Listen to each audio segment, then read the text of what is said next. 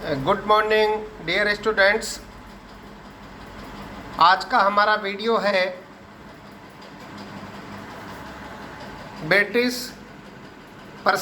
भारतीय प्रशासन पर ब्रिटिश प्रभाव। इससे पूर्व के वीडियो में मैंने आपको भारतीय प्रशासन पर ब्रिटिश शासन के प्रभाव के बारे में भी बताया था, और आज का हमारा वीडियो है भारतीय प्रशासन पर ब्रिटिश शासन का क्या प्रभाव पड़ा। वर्तमान भारतीय प्रशासनिक व्यवस्था ब्रिटिश भारत की विरासत मानी जाती है, क्योंकि सन 1947 में सत्ता हस्तांतरण के समय हमने ब्रिटिश प्रशासनिक ढांचे को यथावत स्वीकार किया था, जिसमें बहुत कम संशोधन या परिवर्तन किए गए। यानी सन 1947 में जब भारत को आज़ादी मिली तो ब्रिटिश शासन द्वारा जो सत्ता का हस्तांतरण किया गया था, उसमें हमने ब्रिटिश प्रशासनिक ढांचे को एज इट इज़ रूप में स्वीकार किया था, जिसमें बहुत कम संशोधन या परिवर्तन किए गए हैं। इस संदर्भ में प्रोफेसर अशोक शर्मा का कथन है कि किसी भी प्रशासनिक व्यवस्था के लक्ष्य वर्तमान आवश्यकताओं के अनुरूप निर्धारित किए जा सकते हैं, लेकिन प्रशासनिक संरचनाएं, प्रक्रियाएं, परंपराएं, पद्धतियां तथा संस्कृति उस प्रशासनिक व्यवस्था को विरासत के रूप में प्राप्त होती है। ऐसी स्थिति में किसी भी प्रशासनिक व्यवस्था का निकटतम अतीत उसके वर्तमान को सर्वाधिक प्रभावित करता है। इसका तात्पर्य यह है कि कोई भी शासन व्यवस्था हो, उसका जो अतीत रहा है, उसके अतीत से वर्तमान को बहुत कुछ सीखने को मिलता है। इसलिए हमने ब्रिटिश शासन के देन को भारत के संविधान में लिया गया है, भारत के संविधान में लिया है। उसकी संस्कृति, उसकी संरचनाएं, उसकी प्रक्रियाएं, उसकी परंपराएं, पद्धतियां, इन सब को हमने विरासत के रूप में प्राप्त किया है। ईस्ट इंडिया कंपनी तथा ब्रिटिश कानूनों से नियंत्रित भारतीय प्रशासन लगभग 210 वर्ष तक निरंतर विकसित या परंपराएं विकसित हुई। उसका प्रभाव निरंतर विकसित तथा परिवर्तित किया जाता रहा।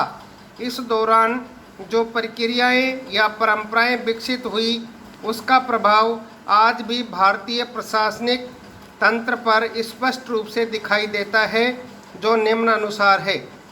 तो पहला जो प्रभाव था भारतीय प्रशासन पर ब्रिटेन का, वह था अखिल भारतीय सेवाएं या अन्य सेवाएं। इस संदर्भ में मैं आपको अवगत कराऊं कि जो अखिल भारतीय सेवाएं हैं, जिनको ऑल इंडिया सर्विसेज या अन्य पब्लिक सर्विसेज कहा जाता है, वो हमने ब्रिटेन की शासन व्यवस्था से ग्रहण किया है। भारतीय प्रशासनिक सेवा, भारतीय पुलिस सेवा, भारतीय विदेश सेवा, भारतीय वन सेवा इत्यादि जितनी भी सेवाएं हैं, इन सेवाओं का भारतीय प्रशासन पर ब्रिटेन की ही देन है, क्योंकि ब्रिटिश शासन व्यवस्था में भी इन सेवाओं की स्थापना की गई थी, जिनको हमने एज इट इज़ स्वीकार किया है। क्योंकि इन सेवाओं के जो अधिकारी होते हैं, वो विशेषज्ञ के रूप में कार्य करते हैं, उनमें प्रशासनिक क्षमता होती है। इसलिए भारतीय प्रशासन पर ब्रिटेन की जो देन है, उसको हमने स्वीकार किया है। इसी प्रकार अन्य अखिल भारतीय सेवाएं हैं या अन्य लोक सेवाएं हैं, वो भी ब्रिटिश शासन की ही देन है, क्योंकि राजपत्रित और गैर राजपत्रित जो सेवाएं हैं, उनको भी हमने ब्रिटेन के शासन से ही ग्रहण किया है। क्योंकि जैसा मैंने आपको बताया कि ये जो अखिल भारतीय सेवाओं के कर्मचारी हैं, जो IAS भारतीय प्रशासनिक सेवा के अधिकारी हैं, जो IPS भारतीय पुलिस सेवा के प्रशासनिक अधिकारी हैं, इनको हम किसी भी राज्य में अपॉइंट कर सकते हैं, किसी भी राज्य में पद स्थापित कर सकते हैं, लेकिन ये अपने अधीन अन्य कर्मचारियों से कार्य करवाने की क्षमता रखते हैं। इसलिए इनके सहयोग के लिए अन्य लोक सेवाओं की भी स्थापना की जाती है। ये सारा भारतीय प्रशासन पर ब्रिटेन का प्रभाव है। भारत में सेवाओं को दो रूप में बांटा गया है, गजटेड और नॉन गजटेड, यानी राजपत्रित और अराजपत्रित। तो राजपत्रित अधिकारियों की साथ में या उनका सहयोग करने के लिए नॉन गजटेड कर्मचारियों को लगाया जाता है, ताकि भारत की प्रशासनिक व्यवस्था संचालित होती रहे। इसलिए भारतीय प्रशासन को संचालित करने के लिए ब्रिटिश शासन का बहुत बड़ा प्रभाव भारत के प्रशासन पर पड़ा है।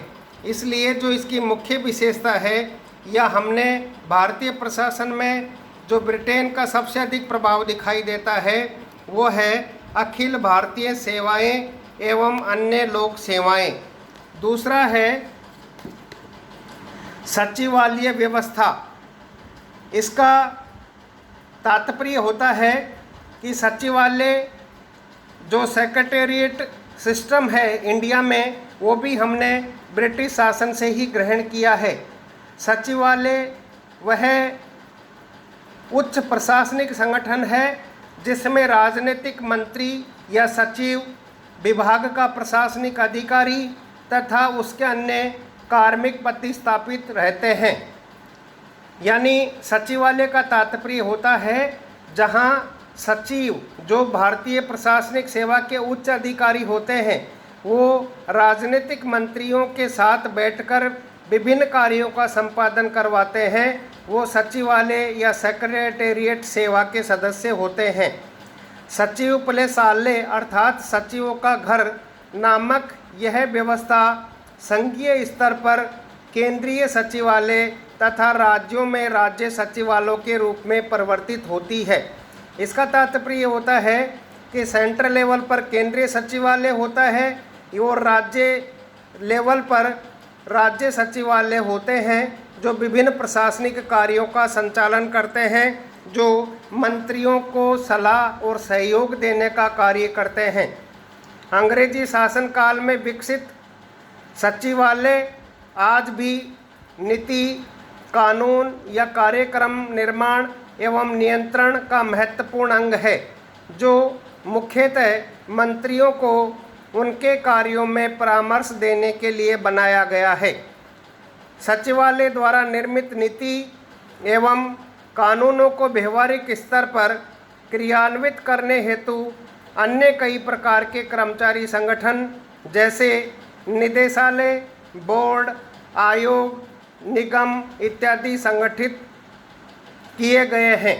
तो सचिवालय व्यवस्था को भी हमने ब्रिटेन के शासन से ग्रहण किया है, यानी भारतीय प्रशासन पर ब्रिटिश प्रभाव के रूप में दूसरी विशेषता सचिवालय व्यवस्था की है कि हमने जो सेक्रेटेरिएट सिस्टम को, जो सचिवालय की पद्धति है, उसको ब्रिटेन के शासन से ही ग्रहण किया है।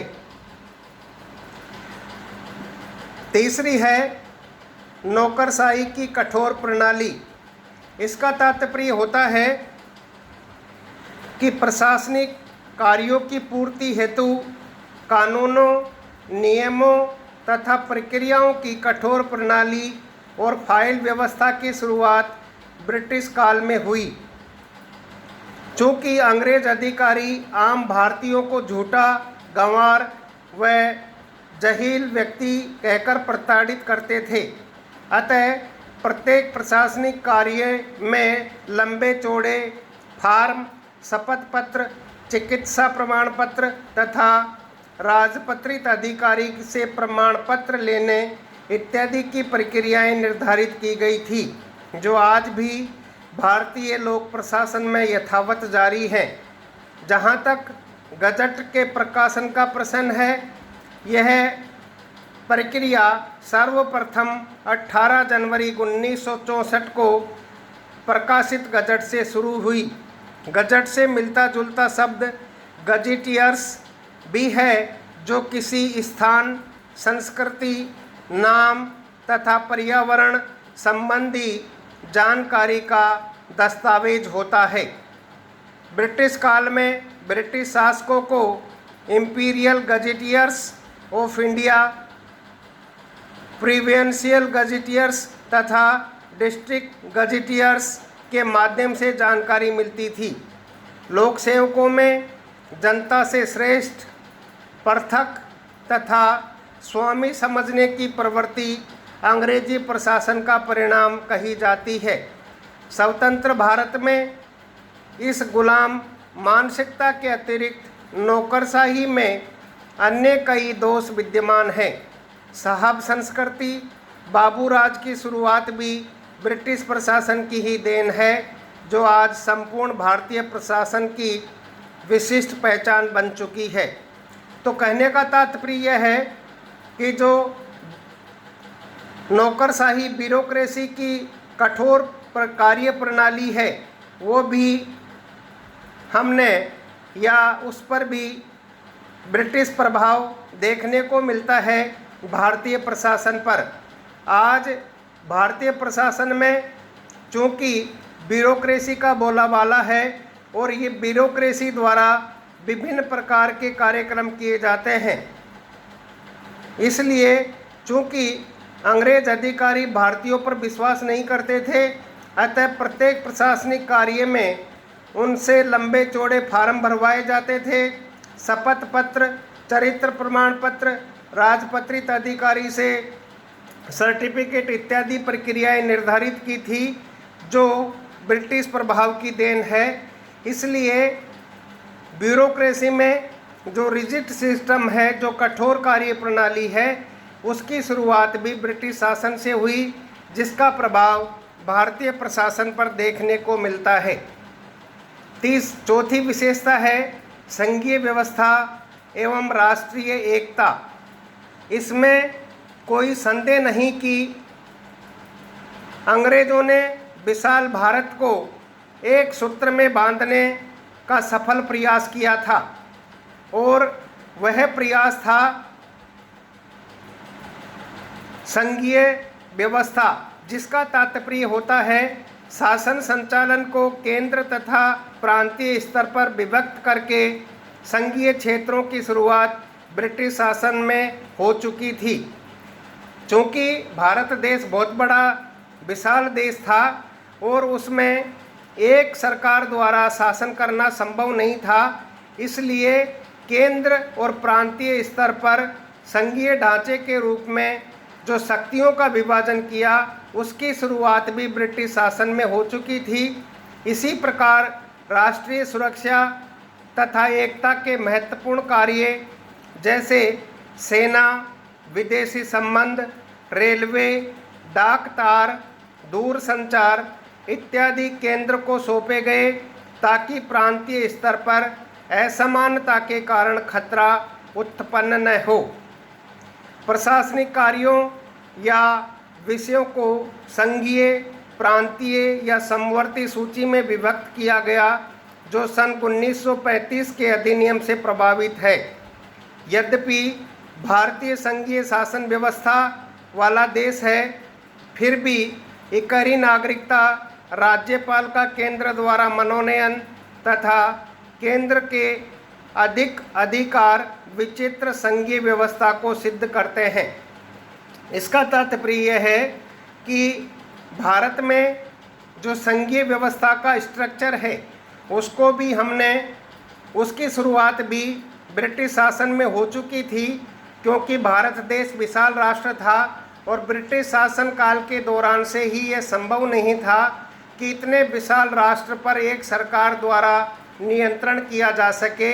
इसलिए केंद्र और राज्यों के बीच शक्तियों का विभाजन कर दिया गया था, जिसका उल्लेख भारतीय शासन अधिनियम 1935 में भी उल्लेखित है। इसलिए जो संघीय शासन व्यवस्था का प्रावधान भारतीय प्रशासन पर है, उसका प्रभाव भी ब्रिटिश शासन में देखने को मिलता था, यानी उसका प्रभाव भी भारतीय प्रशासन पर मिला। चूँकि हालांकि केंद्र और राज्यों के बीच शक्तियों का विभाजन कर दिया गया है, फिर भी भारत के संविधान में बहुत सारी ऐसी विशेषताएं हैं जिनसे ये प्रतीत होता है कि भारत की संघीय शासन व्यवस्था विचित्र सी प्रतीत होती है। जैसे इकहरी नागरिकता, एकल संविधान, राज्यपाल द्वारा केंद्र का मनोनयन इत्यादि। तो कहने का तात्पर्य यह है कि जो संघीय व्यवस्था है उसका बीजारोपण भी ब्रिटिश शासन की देन है, जिसका प्रभाव भारतीय प्रशासन पर देखने को मिलता है। तो ये थी भारतीय प्रशासन पर ब्रिटिश प्रभाव की विशेषताएं। आगे वीडियो कल।